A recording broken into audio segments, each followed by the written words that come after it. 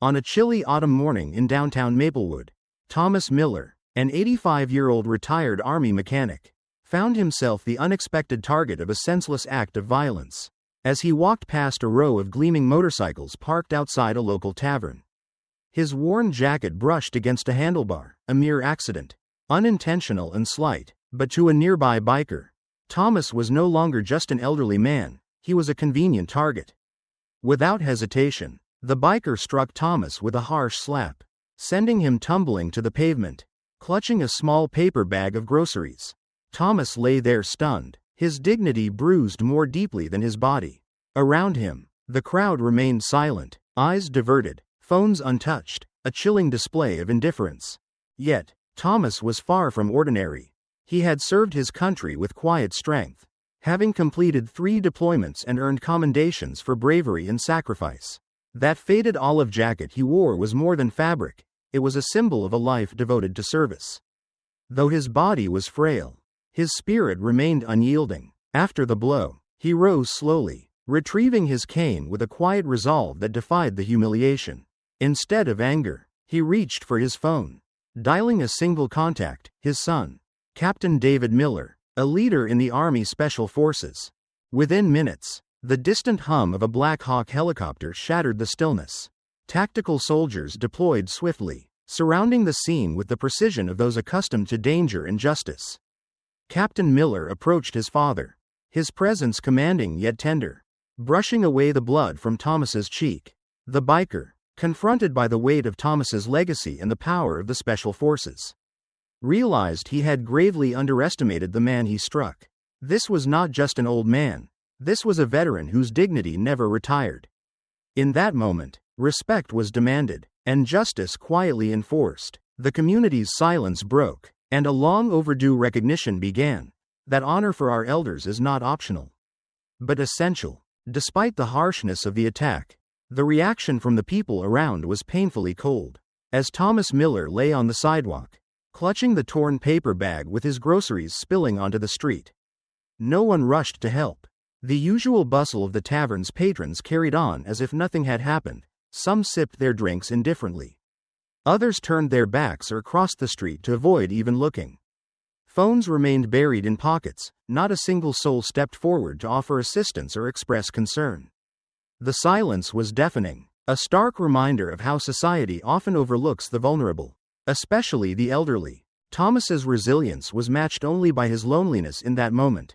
At 85, his body no longer responded like it once did, a legacy of years spent serving in the army, where strength was measured not just in muscle but in endurance of hardship.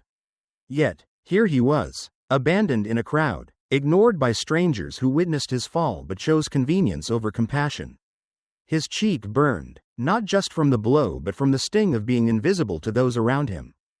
This indifferent silence wasn't just a failure of humanity, it was a betrayal of the respect owed to those who have given so much.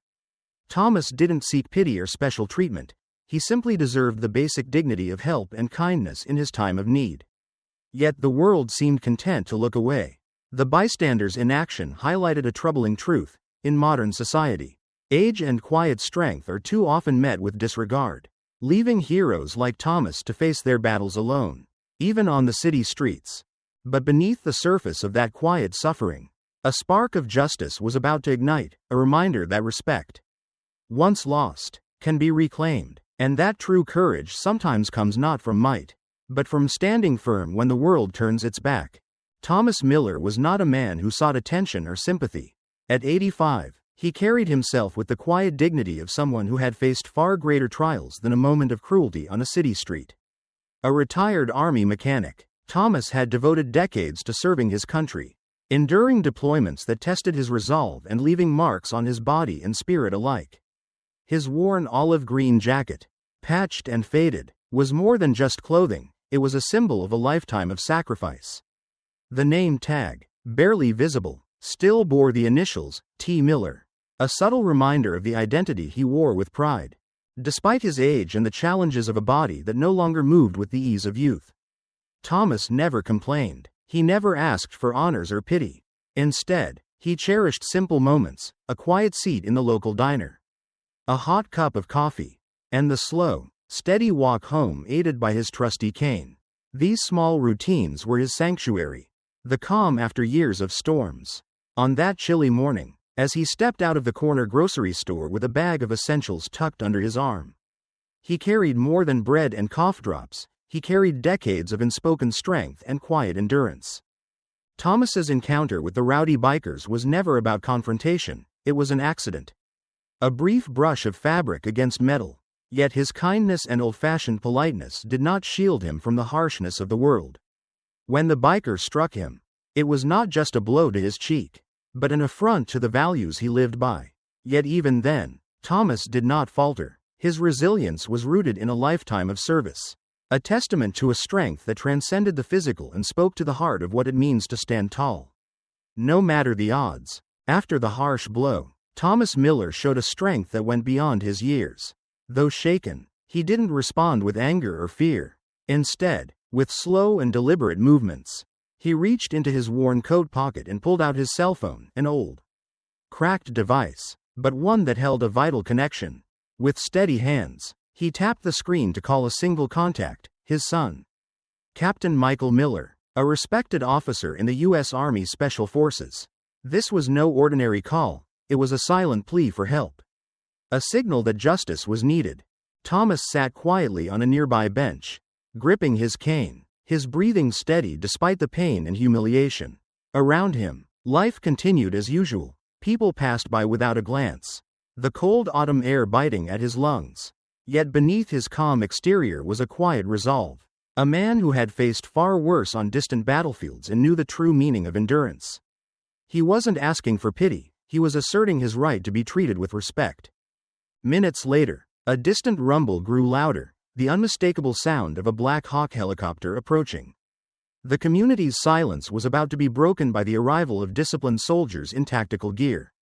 Pouring onto the street with purposeful urgency, Captain Michael Miller led the unit, his presence commanding yet gentle, embodying the honor and protection his father deserved. The sight was a powerful reminder. Thomas was not alone. His legacy and sacrifices were recognized and defended by those who understood the price of service. This moment marked a turning point, from isolation to solidarity, from disregard to dignity. Thomas's simple call had summoned not just his son, but a powerful symbol of justice and respect, reminding everyone that some bonds, and some uniforms, never truly come off. Within moments, the distant hum of the approaching Black Hawk helicopter grew into a commanding roar that reverberated through the quiet streets of Maplewood. The community paused, caught between disbelief and awe as the sleek, matte black aircraft descended with precision into the open field near the row of shops. From its ramp, a squad of soldiers clad in tactical gear spilled out, their movements sharp and disciplined, each step purposeful, honed by countless missions in places far more dangerous than this peaceful town. Leading the unit was Captain Michael Miller, a man whose broad shoulders and steely gaze carried both the weight of command and the tenderness of a son concerned for his father. Though younger than Thomas by a few decades, his presence was unmistakably commanding.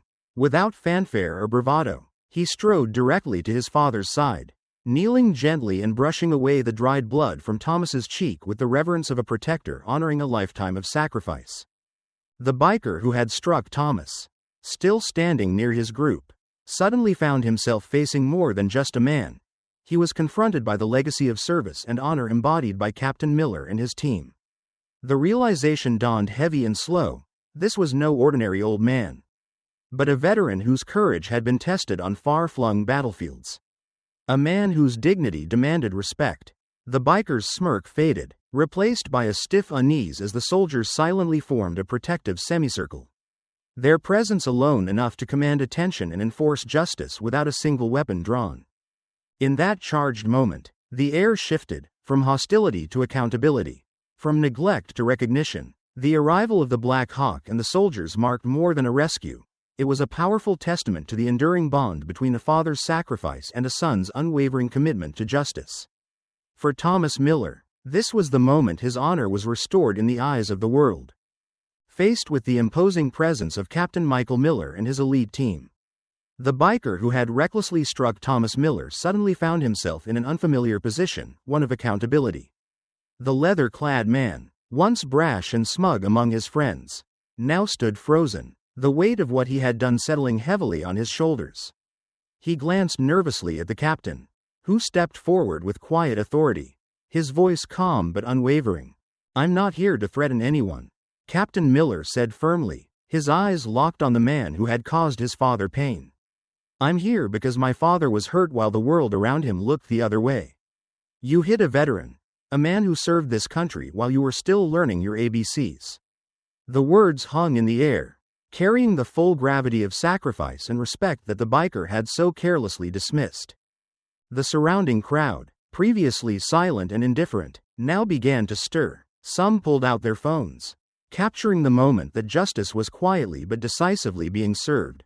Others exchanged knowing looks, a ripple of recognition passing through the onlookers. This was more than a simple street incident. It was a confrontation between disrespect and honor. The biker, trying to cling to his fading bravado, scoffed, "You military types think you can just roll in like you own the place." But Captain Miller's gaze never wavered. He took a single step closer, enough to close the gap between tolerance and consequence. "I didn't come here to threaten.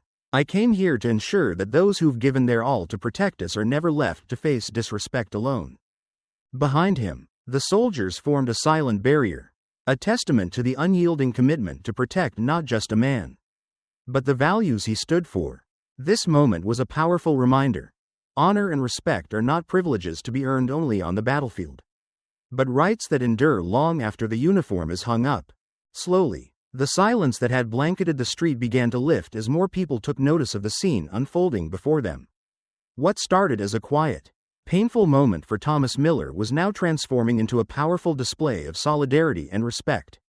One by one, former service members, veterans who had walked similar paths, stepped forward from the crowd. An elderly man in a weathered navy flannel stood at attention, his posture proud despite his age. Nearby, a retired Air Force sergeant joined him, their presence a quiet yet unmistakable tribute to a shared history of sacrifice. The small line of veterans grew steadily, shoulder to shoulder along the sidewalk, forming an unspoken shield around Thomas. Their faces carried the weight of experience and the unyielding bond of brotherhood and sisterhood forged through years of service. This gathering was not about spectacle or showmanship. It was a long overdue acknowledgement of a man who had given so much, yet had often been overlooked. For Thomas, it was a moment of profound relief, a lifting of the invisible burden he had carried for years. The burden of being forgotten and underestimated. Behind the line of veterans, Captain Michael Miller stood quietly, giving space for this act of communal respect to take shape. His team remained poised but unmoving, understanding that this moment was not theirs to command. The crowd around the bar, once indifferent, now hushed in recognition. Phones lowered, hands reached out, and a slow transformation took place. Strangers became witnesses to a story of honor restored, of dignity reclaimed. This was more than just about one slap on a city street. It was a powerful statement about the value of every quiet act of service that often goes unseen. For Thomas Miller and those who stood with him, it was a reminder that respect is not just given, it is earned through courage, sacrifice, and the unbreakable spirit of those who never give up. The consequences of the bikers' reckless attack came swiftly. Within minutes, law enforcement officers arrived on the scene, their demeanor markedly different from the earlier crowd's indifference.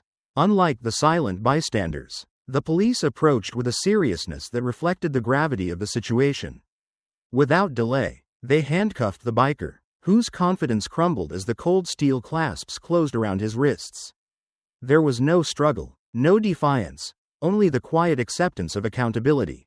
The street that had moments before echoed with laughter and dismissiveness now fell into a solemn stillness. People who had hidden behind closed doors or averted their gaze slowly emerged, their faces marked by a mixture of shame and reflection. The arrest was not just about enforcing the law, it was a public acknowledgement that disrespecting a veteran, especially one as humble and dignified as Thomas Miller, would no longer be tolerated. This moment rippled through the community, sparking conversations about honor, courage, and the responsibilities we hold toward those who have served. The presence of the police, combined with the solidarity shown by the assembled veterans and Captain Michael Miller's commanding stance, sent a clear message. Actions have consequences. And respect is not optional. For Thomas, the arrest brought a quiet sense of justice. But more importantly, it symbolized a turning point. It was a reminder that while the world can sometimes be cruel and indifferent, it also has the capacity to recognize wrongs and make amends.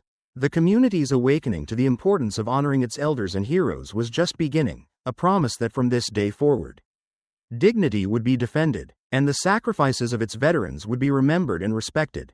In the days following the incident, the community's attitude toward Thomas Miller shifted profoundly. No longer just an overlooked elderly man, he became a symbol of quiet strength and resilience. The local leaders, recognizing the injustice he had endured, reached out to honor his lifelong dedication. A community event was organized, not for spectacle or publicity, but as a heartfelt tribute to a man who had served his country with unwavering commitment and now deserved the respect of his neighbors. Thomas arrived at the event in a wheelchair, not because of weakness, but because others finally offered their help willingly and without hesitation. The crowd rose in unison as he was escorted to the stage. A moment charged with genuine gratitude and admiration. Children stood proudly, parents whispered stories of valor, and veterans saluted a man whose humility had spoken louder than words. The mayor delivered a heartfelt speech, praising Thomas's decades of service and the dignity with which he carried himself, even in the face of adversity. Yet, it was Thomas's son, Captain Michael Miller, who captured the true spirit of the occasion. His voice trembled as he spoke about the lessons his father had taught him, lessons of courage, patience, and the quiet power of perseverance. "My father never raised his voice or fought back," he said, eyes glistening, "but his life showed me what real strength looks like." The applause that followed was not just for medals or military honors, but for every unseen act of service and sacrifice that veterans like Thomas embody. In this collective moment of recognition, a long overdue healing began. The community embraced a renewed commitment to honor its elders, ensuring that respect and gratitude would no longer be silent or forgotten.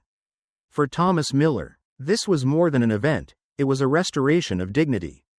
A powerful affirmation that true valor is never invisible, and that every life of service deserves to be celebrated.